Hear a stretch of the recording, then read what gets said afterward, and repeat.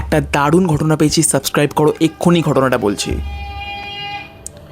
2021-এর একদম প্রথম দিকে আমার কাছে একটা ঘটনা আছে এবং ঘটনাটা শুনে আমি কেঁপে উঠেছিলাম যে একটা মহিলার সঙ্গে কি করে এতটা বাজে হতে পারে।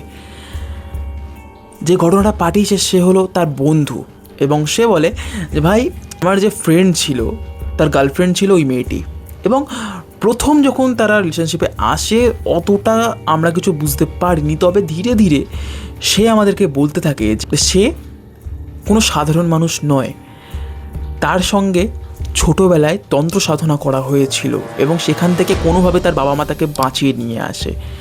তবে তার সঙ্গে আরও 3টে এন্টিটি থাকে, তারা তার সঙ্গে সব সময় থাকে এবং তারা তার ধারে কাছে কাউকে ঘষতে দেয় না, এবং তার গলায় এবং হাতেও কিছু মাদুলি মাদুলি দেখায়, যার কারণে তারা তার কাছে ঘেঁষতে পারে না, তবে তার আশেপাশে তারা ঠিক থাকে।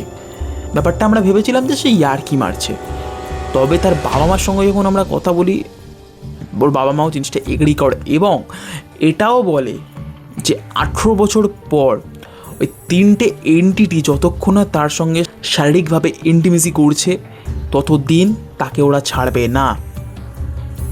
খুব স্ট্রেঞ্জ লাগছে না ব্যাপারটা? এর ঠিক 4 বছর পর ওর 19 বছর কমপ্লিট হয় এবং তার মধ্যে একটা বছর সে কোনোভাবে আমাদের সঙ্গে কোনো কন্ট্যাক্টই রাখেনি। পরে যখন দেখা হয়, আমরা যখন সবাই মিলে ওর বাড়িতে যাই, মেয়েটার অবস্থা ধারণা করতে পারবে না তার কী ছিল। একদম শীর্ণ অবস্থায়, ময়লা কাপড় জামা পরে আছে, একটা ঘরের কোণাতে বসে আছে, তাকে শিকল দিয়ে বেঁধে রাখা হয়েছিল, এমন হয়েছে।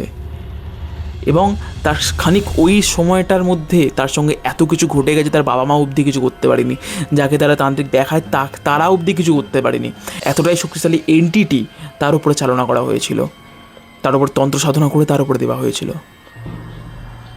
ধীরে ধীরে রিকভারি করতে তার প্রায় আরও 3 বছর সময় লেগে যায় এবং সে স্বাভাবিক জীবনযাপনে ফিরতে সে এখনও অক্ষম, এখনও প্রায় ওটাকে নিয়ে সাফার করে যাচ্ছে। নর্মাল লাইফে সে এখনও প্রায় ফিরে আসতে পারছে না। নমস্কার, আমরা আজ এরকম আরও ঘটনা শুনতে চাইলে অবশ্যই লাইক, শেয়ার এবং সাবস্ক্রাইব করতে ভুলো না। এরকম তোমাদের কাছে যদি ঘটনা থাকে অবশ্যই এই ইমেল অ্যাড্রেসে পাঠাতে ভুলবো না।